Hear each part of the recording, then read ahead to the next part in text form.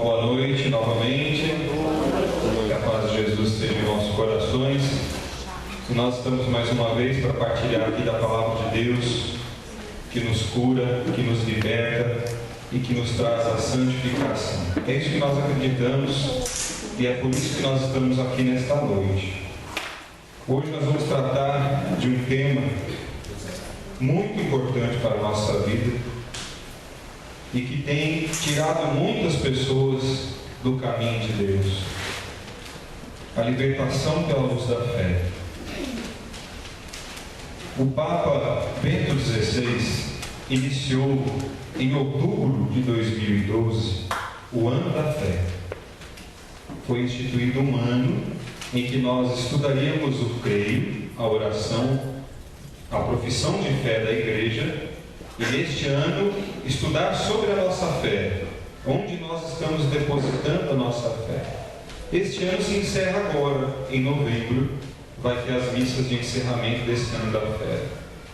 E um dos documentos lançados neste ano, que começou a ser escrito pelo Papa Bento XVI, foi esta encíclica, a carta encíclica Lumen Fidei, que significa luz da fé. Então o Papa Bento começou a escrevê-la. Um período logo depois, nós sabemos, ele renunciou ao seu pontificiado, ao seu papado, e o Papa Francisco assumiu o papado e terminou de escrever esta encíclica, este documento. Então, os últimos parágrafos têm a mão do Papa Francisco. Então nós temos um documento que trata deste ano da fé, que fala sobre a nossa fé, escrito por dois papas da igreja. Dois papas, não um só. Então esse documento é uma base teologal muito forte, muito importante, mas tem também uma caridade estonteante do Papa Francisco quando se trata de fé. No parágrafo 56 desse documento, os papas falam assim: falar de fé é muitas vezes falar de provas dolorosas, porque nós sofremos muitas vezes pela fé. E é verdade. Nós temos que lutar pela nossa fé, defendê-la, mas não lutar como uma maneira que nós vemos hoje, as pessoas que lutam aí se matando pelo mundo afora, as guerras religiosas, né? Não é isso. Lutar pela fé é uma luta de eu comigo mesmo. É de mim para mim, porque olha, para nos tirar da fé nós temos tantas coisas. E é claro, eu tenho que me defender quando vem professar uma fé diferente da minha, quando vem tentar me enganar, ou quando o mundo tenta me engolir. Mas a maior luta e a maior batalha, diz os papas nesse documento, é de nós para nós mesmos. É de mim para mim. É eu lutando comigo para manter a minha fé. Eu pergunto para você, meu irmão, minha irmã: você já teve a sua fé provada? Sim ou não? Sim. Foi muito fraco, o povo de casa precisa ouvir. Você já teve sua fé provada? Sim. Teve. Vou fazer outra pergunta, seja sincero comigo. Você já perdeu a sua fé em algum momento de sua vida? Sim. Perdemos. Porque é nós para conosco mesmo. É uma batalha ali dentro. O que eu creio agora, quando me tiram tudo? Porque veja, tem uma parte desse documento magnífica, muito importante, que o Papa diz assim: em vários âmbitos da nossa vida, nós consultamos e colocamos a nossa fé em outras pessoas, porque elas sabem fazer coisas que nós não sabemos fazer.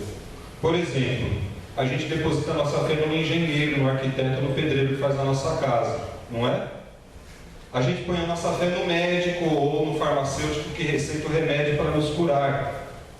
A gente deposita a nossa fé no advogado que vai lá no tribunal nos defender, não colocamos? Agora, onde a gente vai depositar a nossa fé quando se torna um cunho religioso? Quando se trata da minha alma, da minha vida? E olha, tem tanta gente depositando a fé em porcaria, desculpa a palavra, mas tem tanta gente depositando a sua fé em coisas assim absurdas, ridículas. Tem gente venerando animais de novo. Tem gente colocando a sua fé em outros homens aqui, e não é a nossa fé em Jesus Cristo. É claro O Papa diz nesse mesmo documento que ele nos deixou, o Senhor deixou-nos, a igreja, os mandamentos, os sacramentos, para nós termos um rumo na nossa fé. E por isso nós temos uma fé duradoura que vem aí de 2000 e poucos anos na Igreja Católica. Agora vejam, tem muita gente aí enganando a fé das pessoas e fazendo com que as pessoas depositem a sua fé em outras coisas. Tem muita gente depositando a sua fé em objetos de sorte, não é? Eu vou sair de casa, eu tenho que fazer o nome do Pai 7 vezes, ajoelhar 4 e andar com o anel no dedo anular da mão direita. E cria-se coisas, não é? Hoje o meu horóscopo diz que eu tenho que sair com uma cueca branca, senão não vai funcionar. E começa a colocar a sua fé em outra coisa. Porque os astros hoje estão de tal forma, então eu não vou conversar com ninguém. Saturno está virado, né? Do avesso, então eu não posso. E começa a colocar a fé em outras coisas. Tem objeto de sorte em casa, meu irmão? Joga fora. O seu único objeto de sorte deve ser esse daqui, ó. Esse dá sorte, pode ter certeza. Se é que eu posso usar esse termo. Se você quer ter alguma coisa para se identificar em casa e colocar a sua fé, coloque uma imagem para lembrar você de quem é e quem são. Não vou entrar nem nesse detalhe, né, das imagens. Mas coloque a sua fé em Jesus Cristo e na sua palavra. Amém, povo de Deus? Amém. Vamos ler Efésios 4, 14. Melhor começar de antes. Efésios 4, 11. Da Bíblia de Maria, página 1500. Olha que bonito, né? Você não vai esquecer mais essa palavra. 1500. Efésios 4, 11. Amém? Diz a palavra: a uns ele constituiu apóstolos, a outros profetas, a outros evangelistas, pastores, doutores, para o aperfeiçoamento dos cristãos, para o desempenho da tarefa que visa a construção do corpo de Cristo, até que todos tenhamos chegado à unidade da fé e do conhecimento do Filho de Deus, até atingirmos o estado de homem feito, a estatura da maturidade de Cristo. Agora prestem atenção, para que não continuemos crianças ao sabor das ondas, agitados por qualquer sopro de doutrina, ao capricho da malignidade dos homens e de seus artifícios enganadores, mas, pela prática sincera da caridade, cresçamos em todos os sentidos naquele que é a cabeça, Cristo. Palavras do Senhor. Graças a Deus. Entenderam? Temos que parar de se deixar levar pelas coisas do mundo, pelas coisas que passam, como crianças que dependem de outras pessoas. Você precisa tomar uma decisão na sua fé. No que eu acredito? Se eu estou na igreja católica, se eu estou vindo no grupo de oração, se eu vou à missa, é porque eu acredito no creio que eu professo. Eu acredito nos padres, eu acredito nos pastores, nos doutores da igreja, nos evangelistas. E olha, me desculpem as outras religiões, outras seitas, nós respeitamos todas. Mas de onde saíram todos os estudiosos, os doutores, os magistrados, os tradutores da Bíblia? Da Igreja Católica Apostólica Romana. E não estou aqui só para defendê-la, estou aqui para provar historicamente que nós temos base de fé para acreditar na Igreja. Por que eu estou falando isso hoje? Porque tem muita gente hoje colocando minhoca na cabeça, relativizando a sua fé. Guardem duas palavras, que é as palavras que você vai sair daqui hoje na sua cabeça: relativismo e pecado. Relativismo e pecado. Repitam comigo: relativismo e pecado. Está matando a nossa fé. Relativismo. Sabe o que é? Relativismo tem um princípio filosófico na Idade Média, onde uma quantidade de homens pensadores eram colocados para discutir um demais assunto. Vamos ter como exemplo: se tinha lá 5 homens, um tinha que discordar, porque ele tinha que defender um outro ponto. E aí tudo ficou relativo. Para você isso é pecado, para mim não é pecado. Oxe, o homem está colocando a fé em si mesmo. Ele que determina o que é pecado e o que não é pecado. E onde fica Deus nessa história? E aí entrou aquela palavrinha, egocentrismo, o eu para mim mesmo. Por isso que nós começamos dizendo que a grande batalha que nós travamos é de nós conosco mesmo. Porque nós começamos a relativizar as coisas. Coisas que eu sabia que era pecado, comecei a cometer, me embasando, dando desculpa de que o mundo evoluiu, de que as coisas andaram e que agora não é mais pecado. Oxente, quem falou? Quem falou? A igreja deixou para nós 7 pecados capitais. Vamos ver se a gente consegue lembrar aqui. Luxúria, certo? Pecado da prostituição, da sexualidade errada, da malícia desordenada, da sedução desordenada, tudo isso entra em luxúria. Pergunto para vocês, como o mundo está hoje nesse quesito? Está vendo? Tem muita gente falando, isso não é mais pecado não, na minha época não podia nem dar a mão, agora é normal ir morar junto já, né? Então, assim, quem falou? Há séculos isso daqui está escrito, quem salvou a humanidade. Você vai lembrando de outras coisas aí que não vale nem narrar, né? Antes, posso até dizer isso, na minha juventude, moleque, né? Sabe moleque, né? Tem uma época da idade dos homens que não pode ver perna de mesa, né, Reginaldo? Oh, meu Deus do céu, é um perigo, né? Os homens sabem o que está falando, os hormônios estão explodindo na cabeça, né? Para a gente ver uma revista de mulher pelada, era uma disputa acirrada, não tinha, não via, era difícil. E quando vi uma imagem por aí afora, ficava na cabeça uns 10 anos gravado na cabeça. Eu me lembro da primeira que eu vi, não consigo tirar da minha cabeça. A mulher já até morreu, meu Deus do céu. Já envelheceu, morreu e não sai da cabeça. Mas era difícil. Pergunto para você hoje, como que está a pornografia na humanidade? Está em casa, está na televisão, está na internet, está nas músicas, no pancadão. Está ou não está? Você não precisa nem ter imagem. Você vê ali, pessoa dançando. Luxúria. A igreja tem sabedoria. Relativismo e pecado. Gula. Não vou nem falar. Existia McDonald's na sua época aí, mãe? Não tinha não, né? Tinha fast food aí? Tinha barzinho em todo canto? Não tinha. E tem gente que pensa que gula é só comida. Não, viu? Não se engane. Gula pode ser para muita coisa. Gula, a gente tem que tomar cuidado. Ele nos leva a pecar, a adoecer. A igreja sabe o que está falando.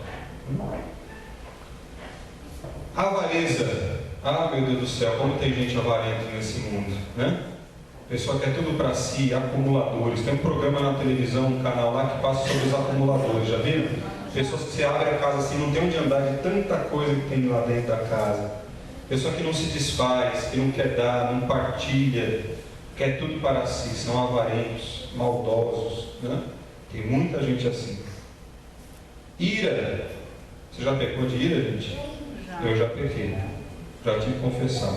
A gente fica muitas vezes irado em casa, no trabalho, e leva isso durante tempos. E quanto que a ira tem matado a humanidade? Tem destruído a fé. Tem acabado com a fé.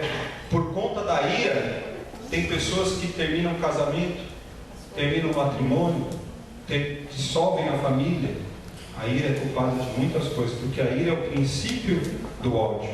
Gravem isso. A ira é o princípio do ódio. Soberba.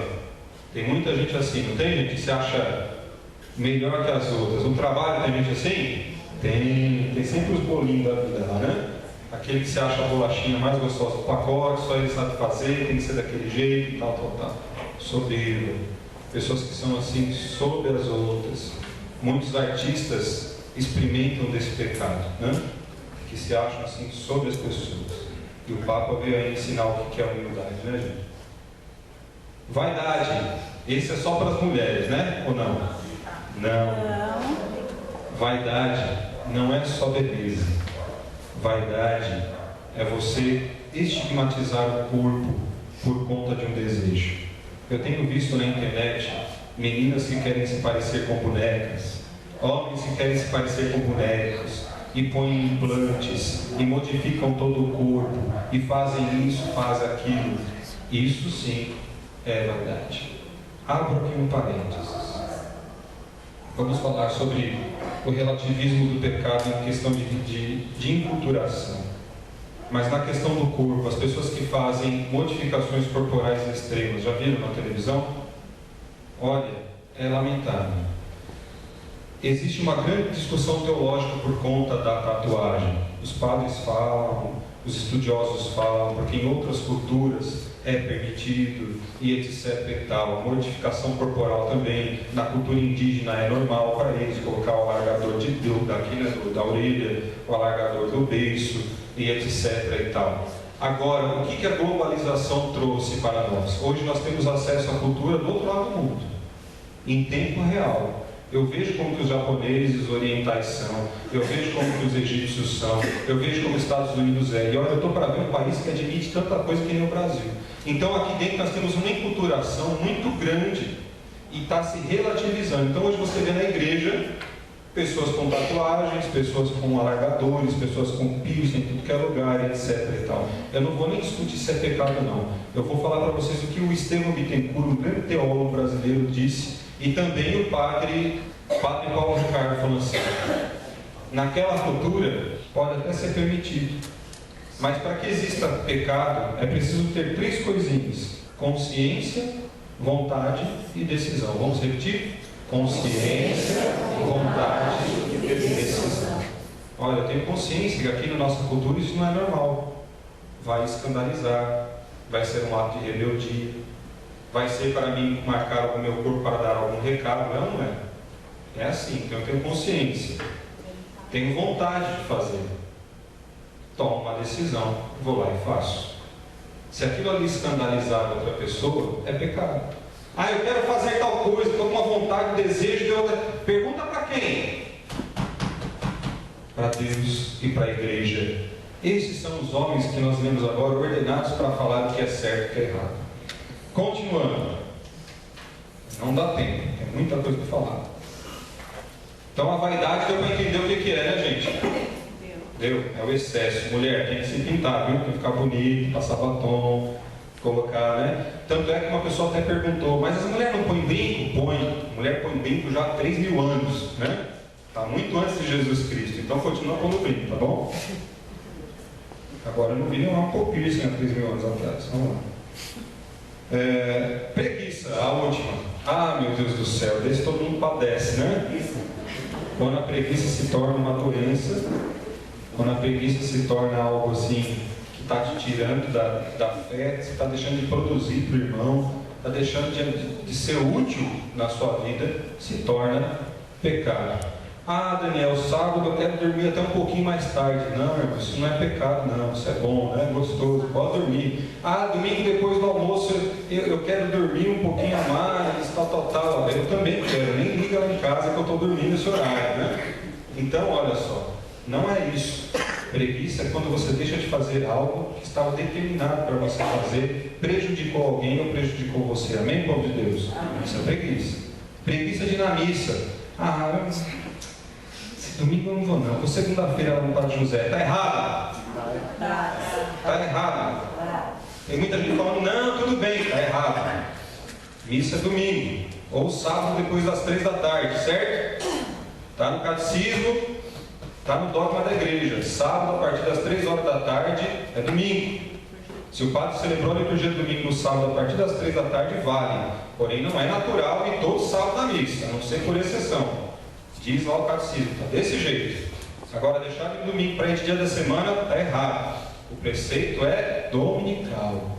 Não relativizem as coisas. Tem muita gente da igreja relativizando.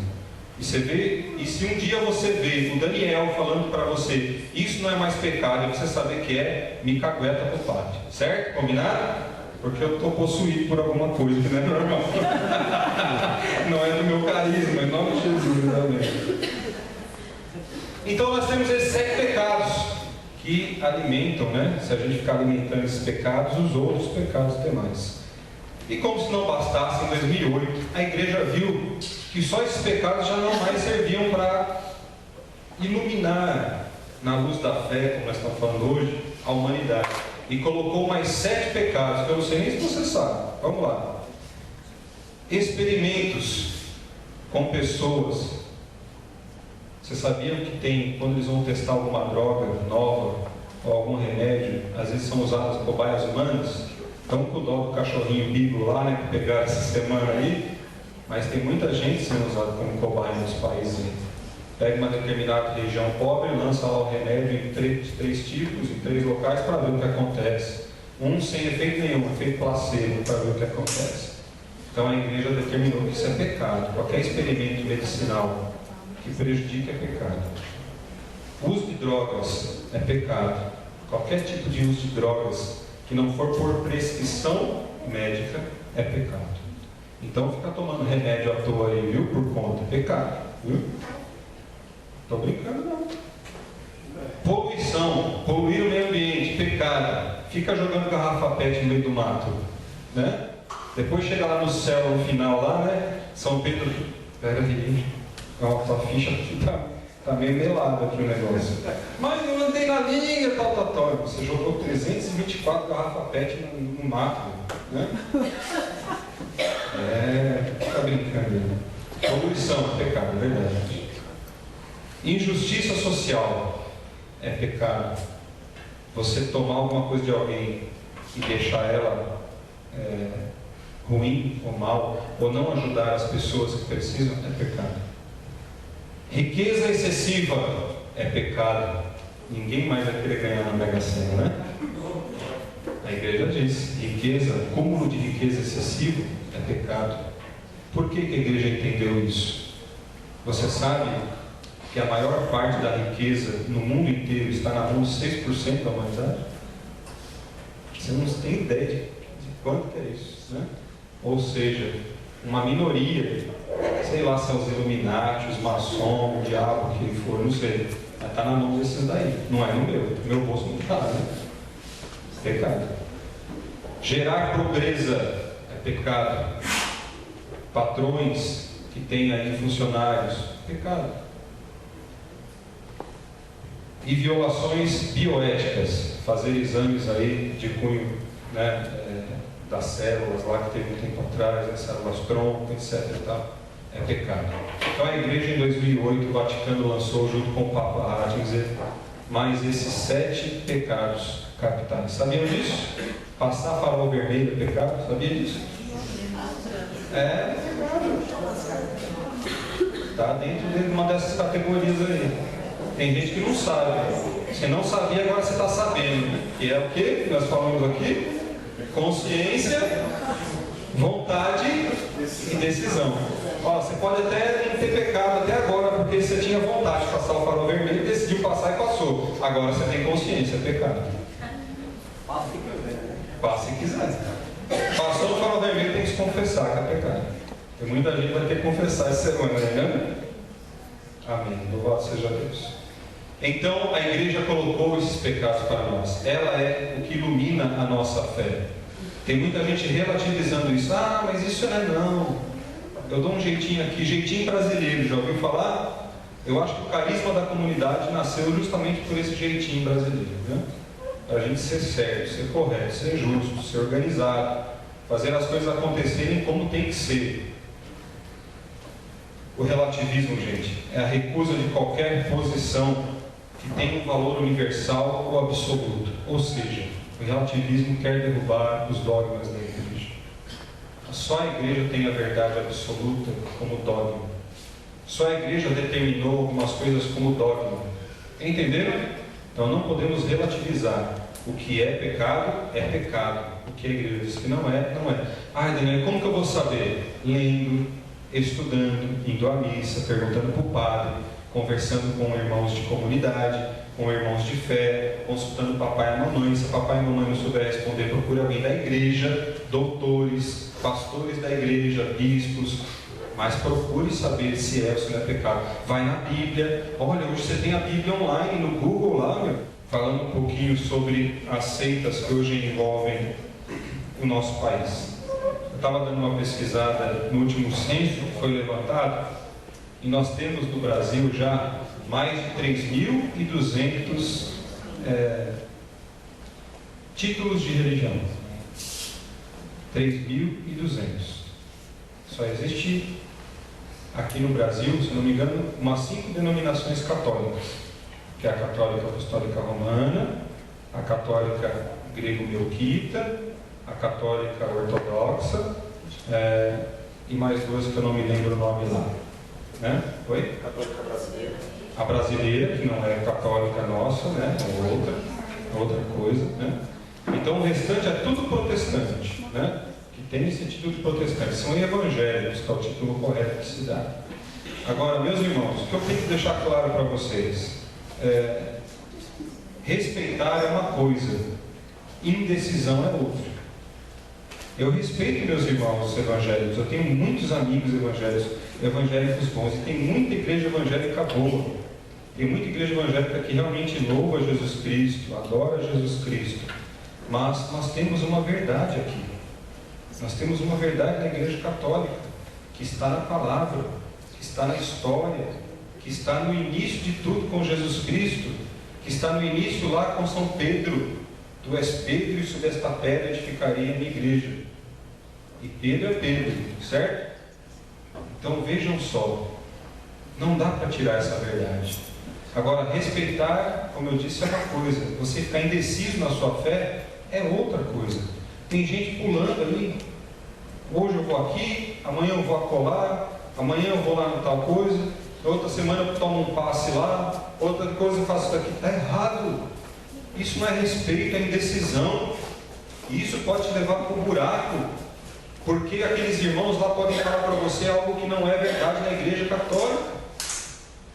Pode ser lá que o irmão lá fale para você, não, aqui isso não é pecado, mas aqui é, e pode te levar para o inferno. Vocês entenderam? Então respeitar é uma coisa, nós respeitamos, amamos nossos irmãos, mas dogma e fé é fé, não pode ser indeciso. Você quer ser indeciso na sua fé? Quer ou não quer? Não. Vou fazer uma outra pergunta para melhorar. Você quer ser curado? Sim. Quer ser liberto? Sim. Precisa ter uma fé absoluta. Precisa ter uma fé decisiva em Jesus Cristo, na igreja. Não adianta querer ser curado, querer ser liberto, mas continuar pecando por consciência, vontade e decisão. Não dá para ser curado e ser liberto se a gente for relativista.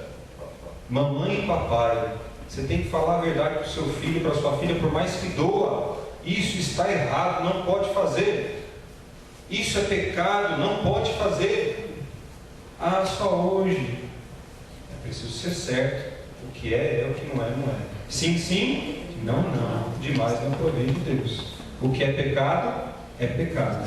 Procure saber, procure conhecer o que é pecado. Eu não vou nem entrar aqui nos méritos da atualidade, que seriam muitos. Amém, povo de Deus? Amém. Louvado seja o nosso Senhor Jesus Cristo. Para sempre.